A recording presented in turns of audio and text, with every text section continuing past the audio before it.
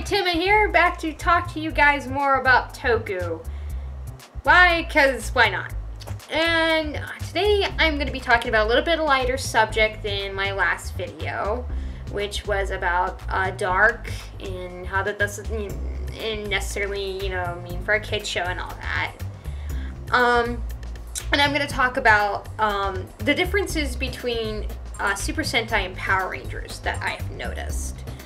Now, I'm gonna say something really quick about Super Sentai, and that is, it's not something I have watched a huge amount of it, but I'm continuing to watch it, so I may change my opinion, I may revise, and I may go back to this.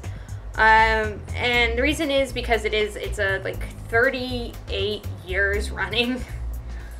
And most of the stuff I'm interested in is actually older. I really want to look at the 70s and 80s and 90s stuff of it. But that stuff tends to be harder to find completed subs are, and normally the subs are pretty bad. So they're a little bit harder to get your hands on. But than the more current stuff. But I am watching the more current stuff. And I will be continuing to watch it, like I said. Whereas with Power Rangers, I've seen it all, so and we'll continue to watch it through Super Mega Force. And I will talk about that later. So so that's where I'm coming from, and again, I might revisit it. And I find that there are like 3 differences between them.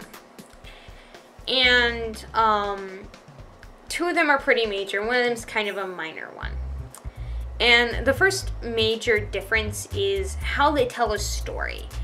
Super Sentai is more driven by the overarching story plot. And it is more driven by that. And even if it is pretty episodic in nature, like episodes will feel like it is moving the story forward and going forward more into that. Whereas this Power Rangers is more episodic and it plays more at the episodic.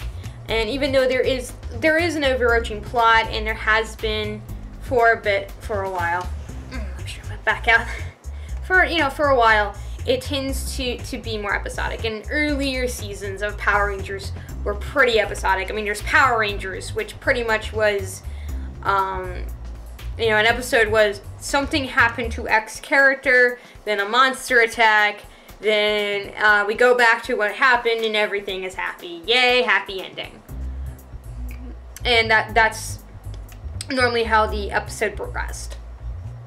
Whereas now it tends to focus more on story, but even then it tends to, again, skew more towards the episodic.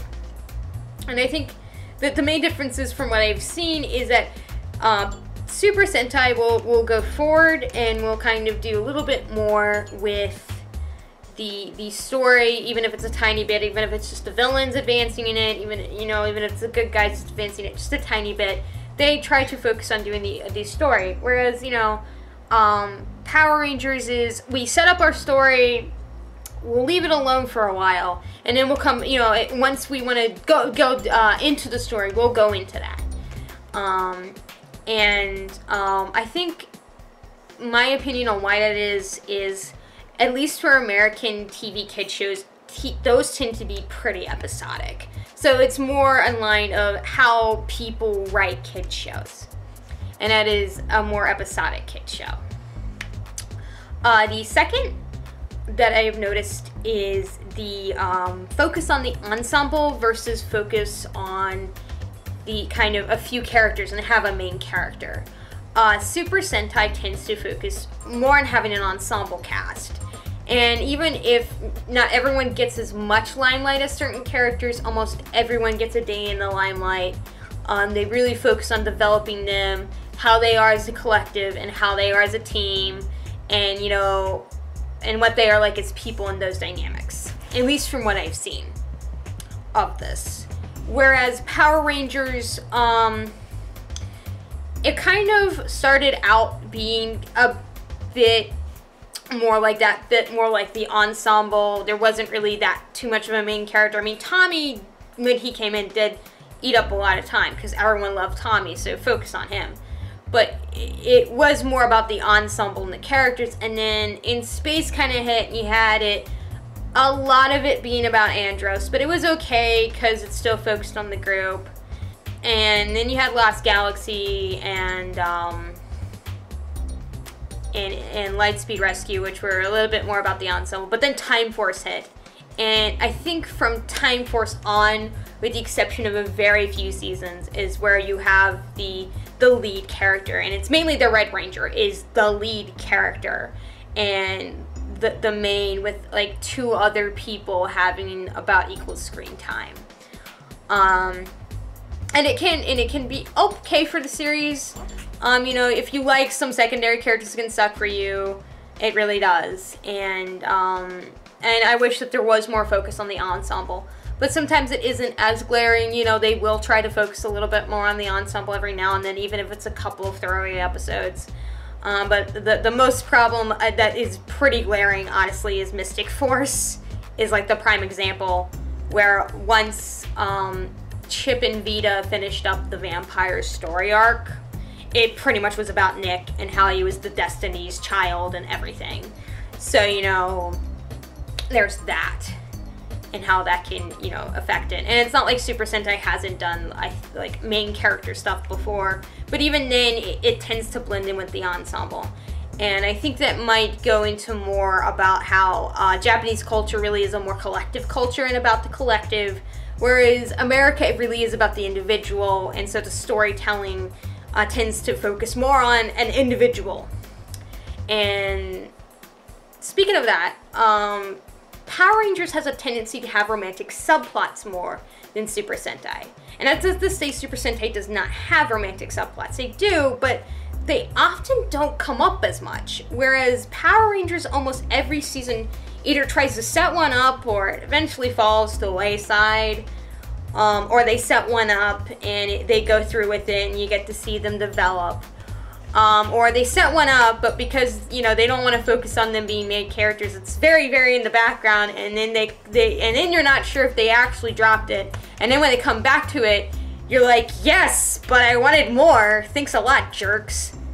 Me, a better shipper about something? Nah. But, they tend to have that more element of romance, and it comes kind of more from our whole, like, the hero gets the girl at the end and all that. And sometimes the romance is done well, sometimes it isn't, sometimes it doesn't end happy. Which is one of the things I actually did appreciate with Wild Force. It had a romance that did not end very happily. And it ended very sad. And I was like, no! So, but yeah, those are kind of the differences. And the differences I find between them. And again, I might revisit this and go further. And I'm gonna have another vlog coming up, and it's going to be real quick. It's gonna be a quick one about my fears and hesitations of my predictions going into the new season of Super Mega Force, and that will be probably pretty quick. And then the next big topic I'm going to talk about, I'm going to focus on good things from seasons I don't like. I'm going to look at seasons I didn't like and talk to you about good things that really stuck out and that I really enjoyed. And continue with the Toku theme. And I think I will continue with the Toku theme until I feel like I have something else to talk about, which I have tons to talk about. And speaking of talking, if you guys want to comment and start discussing stuff in the comment section, I am all for that. Or, you know, revlog and talk about it on Tumblr. Go for it. I have links in the description below and everything. And, you know, like, subscribe, all that jazz if you continue to like what I'm talking about.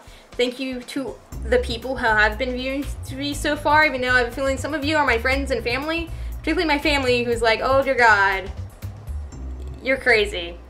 But